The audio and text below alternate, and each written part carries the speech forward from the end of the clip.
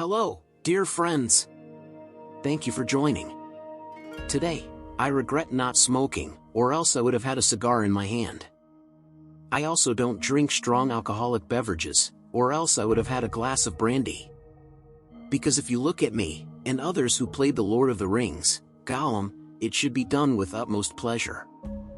So, today we have a review of a game called Lords of the Rings, Gollum. I personally played through this game from start to finish and fully immersed myself in it. I want to tell you about what kind of product it is. It's not even a game in the conventional sense, but rather a collection of various mistakes and technical problems. As an emotional person, I don't have to hold back, so I will gladly tell you about what I saw and where I went in this game. And you, dear listeners, can join me by reclining in your chairs. So let's continue, let's not stop. Well, let's begin. First, some introductory information. This game is developed by Daedalic Entertainment, known for their adventure games, especially the Deponia trilogy. I personally haven't played it, but I've heard many positive reviews about it. Additionally, this studio worked on a duology of tactical role-playing games called Blaggards. At a certain point, they decided to try their hand at the 3D action genre. And what came out of it? In my opinion, it's a terrible mishmash of different elements. The game features clunky platforming, simplistic stealth, a walking simulator, and a dull storyline. Overall, not much happens, and the plot doesn't generate much interest. It's simply a compilation of unsuccessful decisions and mistakes. I am disappointed with this game from Daedalic Entertainment. I expected more, considering their previous works. But, as they say, not all games can be perfect. I recommend refraining from playing this product, especially if you're looking for exciting adventures and engaging gameplay. Let me start this review with two cherries on top, as I like to call them. You understand what I'm talking about. In the game developed by Daedalic Entertainment, I had two notable moments. The first cherry is related to the puzzles. They were simply silly and frustrating. In one of the puzzles, for example, I had to look into a mirror and see what was depicted there, two burning candles and an inverted painting with a tree next to them. It was logical to assume that I needed to light the candles as shown in the mirror and flip the painting. However, when I did that, my character got stuck near the painting, and I couldn't get out of that situation.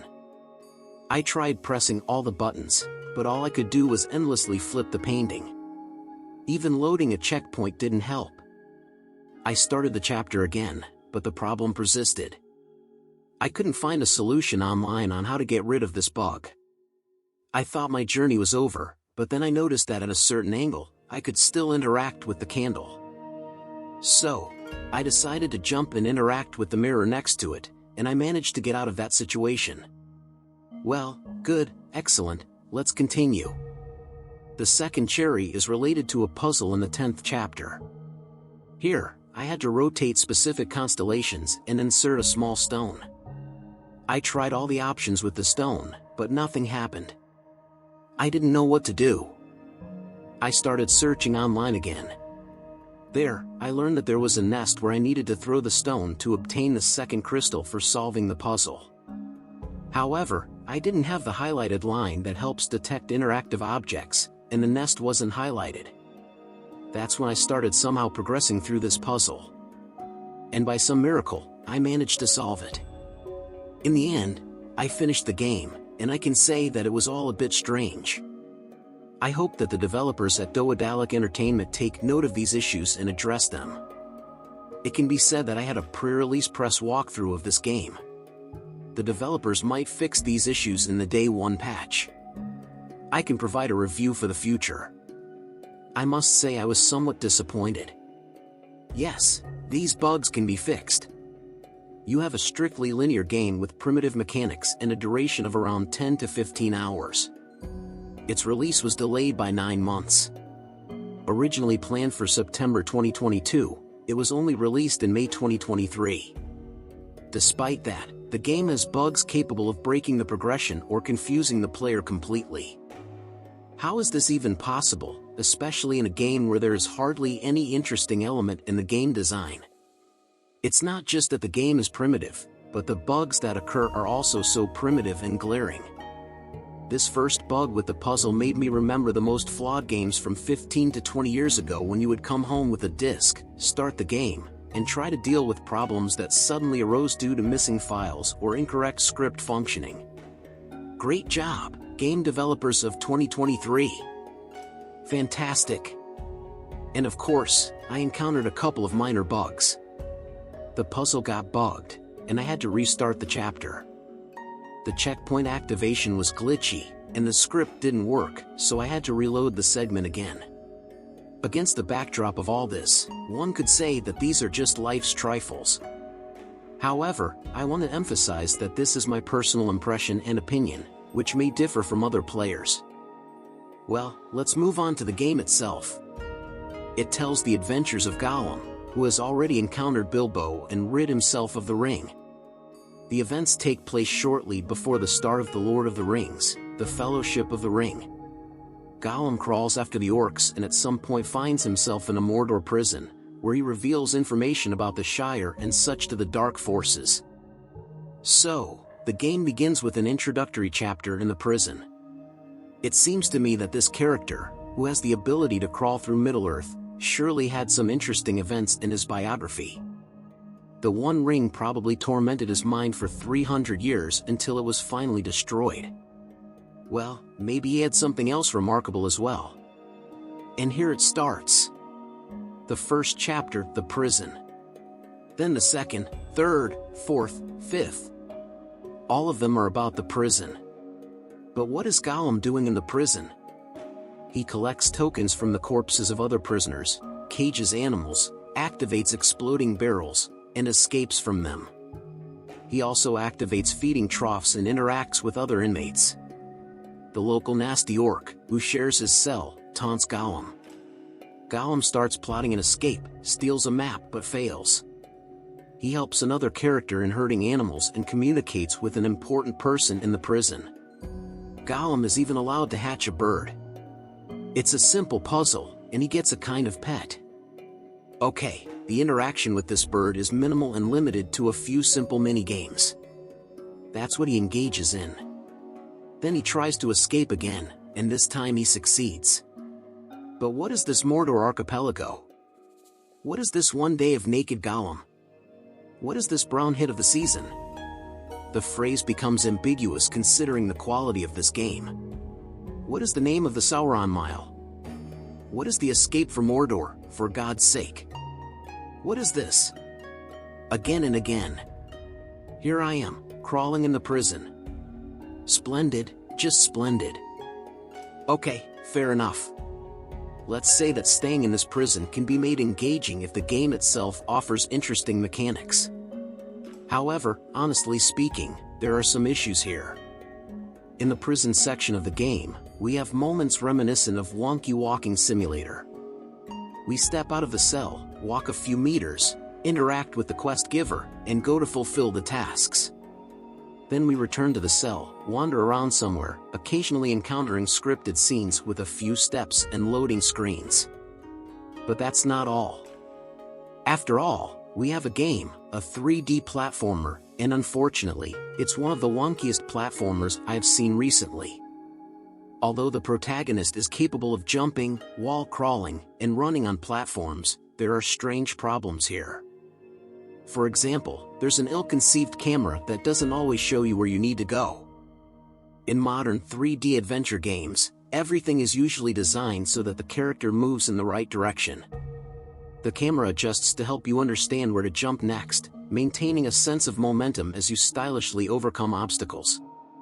However, here the camera is sometimes positioned very close to the character's back, and trust me, you don't always know if you should go there or not. Sometimes you have to search for gray protrusions on a gray, brown, or dark background, which is not very convenient. You simply don't understand whether you should go there or not. The hero frequently slips off platforms and falls down due to wonky animations, which hinders successful obstacle traversal. Sometimes he just doesn't jump where he should and instead falls down, forcing you to start over from a checkpoint. Sometimes it all works, but overall, it turns out to be a dull and straightforward 3D acrobatic platformer with regular issues, making it uncomfortable to overcome even simple obstacles. We also have a stealth mode. I would call it extremely basic. The hero can hide in bushes and crawl somewhere. He can also throw stones at noisy objects to attract guards and pass by calmly. You can stun a guard by throwing a stone at him to distract him or sneak up from behind and strangle some enemies. But overall, these are all the elements of the mechanics. There is no leveling up here, but perhaps that's a plus. You don't acquire new abilities, you simply crawl from one point to another. The arena design is incredibly simplistic, and we have basic weapons, nothing super fancy. However, you can make the crawling process from one point to another not boring but interestingly designed. Various enemies in the arena who try to locate you in different ways. For example, there are dogs that can sniff out the hero, even if he's hiding in darkness or bushes. But there are regular enemies and enemies with flashlights here, which can illuminate certain dark areas. Of course, despite trial and error, I was regularly caught, and I would start from the nearest checkpoint. Fortunately, they are placed close to each other here. But I couldn't shake off the feeling of total primitiveness. It seems like the developers couldn't introduce enough diversity in the enemies and stealth conditions. Here, you either crawl simply or occasionally need to keep an eye on certain characters. Perhaps it's a good thing that there are no difficulty levels and challenging trials here because, based on the platforming and stealth mechanics, if the developers had added difficulty, it would have become complete chaos, and you would have had to struggle not so much with difficulties as with wonky mechanics. So, perhaps a good piece of advice would be to simply not immerse yourself in this game. Well, here we also have puzzles, for example, with bird hatching. You have to guess the word associated with this process.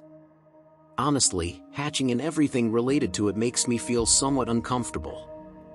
It reminds me of what happens in prison. What they do there is very dangerous. Considering that we are in prison, it's better not to delve into such topics. We are given an egg that we need to turn into a bird.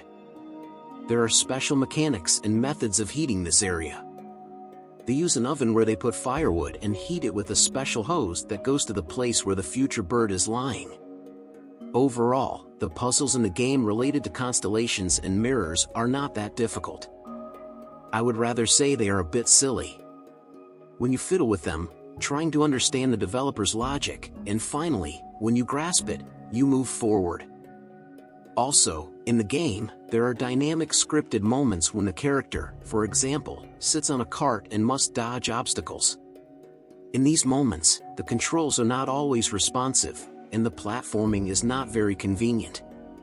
Often, you end up dying due to a series of mistakes and control issues. Not because it's difficult, but because everything is poorly executed. Finally, Gollum escapes from the prison, and we find ourselves in a cave. There, we encounter the infamous spider, Shelob. We crawl through dark corridors, and then there are impressive scripted scenes where the hero runs towards the screen, with Shelob chasing him, like Crash Bandicoot performed by a drug addict on low settings. I passed the first chase with Shelob on the first try because everything worked well, but the second time I messed up a few times due to mechanical issues. Overall, it's such a moment where we transition to the second part. I thought that in the second part of the adventure, everything would pick up, and the hero would take a step forward. In the second part of the game, Gollum crawls through the Elven Fortress. Specifically, the game starts precisely in this fortress, where the hero is interrogated by Gandalf. I think it's great that he was allowed to leave. Now, finally, something interesting can begin. The second part of the game revolves around the hero crawling through this fortress and its surrounding areas, trying to escape. Thus, we essentially have two parts in the game, the prison at sea and the prison in the Elven lands. Brilliant decision! The game mechanics, naturally, remain the same, only the scenery and guards change as they try to catch the hero. It's mostly the same platforming and stealth. There are some poorly designed puzzles in the game. For example, one of the puzzles requires finding a certain number of clues that are obvious and then solving a riddle. It can be tedious because you have to go through the same location over and over again, spending around 10 to 15 minutes on it. The puzzle is not particularly challenging, it's just poorly executed. Later in the game, orcs appear, minor confrontations happen, and the hero is told where to go. At the end of the game, the hero, I believe, shouts into the sea, but I don't remember all the details very well. When this game finally ended, I just ran in circles around the room and shouted incoherently out of happiness that the game was over. Such a negative reaction is caused by everything being poorly done, repulsive, and not adhering to any basic principles. I can't understand how such a talentless, idealist, and problematic creation could have been made, even if it was made by students. It doesn't make sense to me, and the plot here doesn't hold much significance. No, I wouldn't call the storyline particularly engaging. Gollum interacts with various characters, including those in prison, and communicates with others among the elves. He meets a blind elf who seems to know the way to escape the settlement surrounded by magical mist. Well, that sounds interesting. Naturally, our hero fails at everything, and later, orcs appear. And essentially, the game ends. As I mentioned before, the game essentially concludes amidst all this chaos. Despite the flawed ideas, there is one intriguing moment that I actually enjoyed, although its execution was very primitive. It's the final credits, which present an interesting dynamic between Gollum and Smeagol. The hero has two personalities, and they constantly argue and face moral dilemmas. For example, when the hero is captured by conspirators, should he betray them or instead betray the evil orc? Gollum and Smeagol argue, and the player must make an obvious choice to persuade one of the personalities. For instance, Gollum may not want to betray the actual conspirators, thus the player saves them. However, Smeagol is not entirely a good character, he often acts selfishly, but he also has his own goals and motives. It's interesting to observe the interaction between these two personalities and their reactions to various events. It adds some amusement and sparks player interest. You begin to contemplate how Smeagol would act in a given situation or what Gollum might say. It's like a little ray of light in the midst of these Mordor ruins, even with imperfect optimization.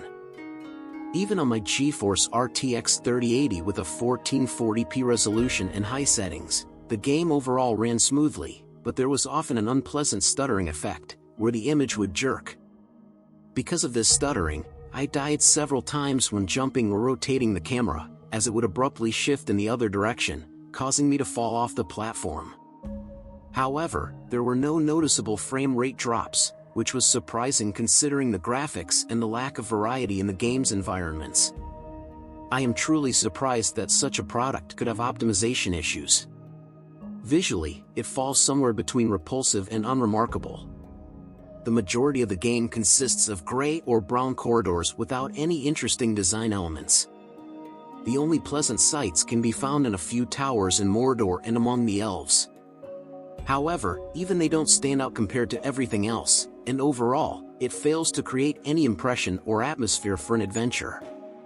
Considering the game's duration of around 10 hours, the result can be characterized as abysmal. And so, I spent about 15 hours in the game. Frankly, it got on my nerves. The whole tone it constantly sets begins to wear you down. On one hand, it's like having Gollum in my head, and on the other hand, Smeagol. It feels like I could play this game once, but on the other hand, how could they have approached a Lord of the Rings game so terribly? It felt like a double intrusion in my mind, if you will. In short, I spent 15 hours in this game, 1 hour of which was spent dealing with the first bug, and another hour on that stupid second puzzle. It could have been done in much less time. But my problem with this game isn't the awful graphics, the clunky platforming, the poorly staged scenes, or even the bugs. The problem is that there is no real adventure here.